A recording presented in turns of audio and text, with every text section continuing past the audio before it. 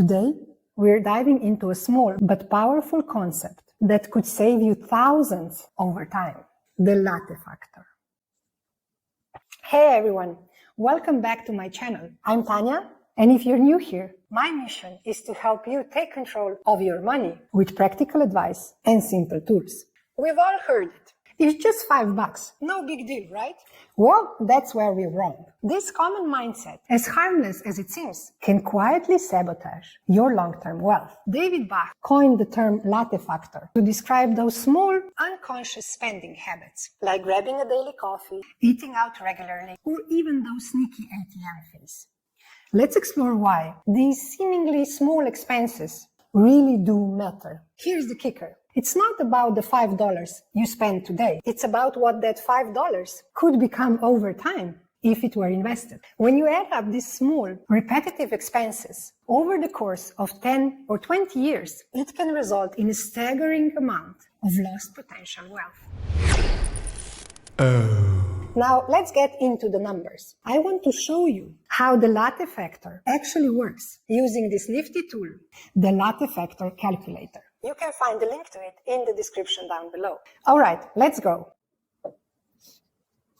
Let's say you spend $5 a day on a coffee. Doesn't sound like much, but let's see how it adds up. If you spend $5 every day for a year, this is $1,825. Now, let's assume that you invest this $1,825 each and every year with an average return of 7% over 20 years. Are you ready for this? That $5 coffee habit is costing you nearly $80,000 over 20 years. And that's the power of compound interest. The real cost isn't the coffee. It's the potential earnings you're missing out on. But it's not just coffee. Think about other small habits. Grabbing fast food, paying ATM fees, or subscribing to magazines or services you don't need. These are all Latte Factors. The point is not to cut out everything you love, but to be more conscious about where your money is going.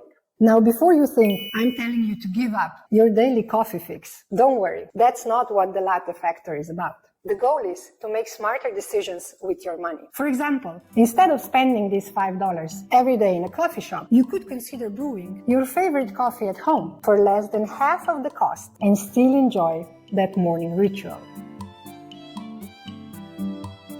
The Latte Factor is really about spending discipline, and it's not going to make you a millionaire overnight, but it will help you develop a habit of saving those small amounts that can add up to big savings over time. And here's the truth. It's not just the money you're spending today. It's the potential that money has to grow over time. That's where the real cost of these habits comes into play. Let's take one more look at our coffee example.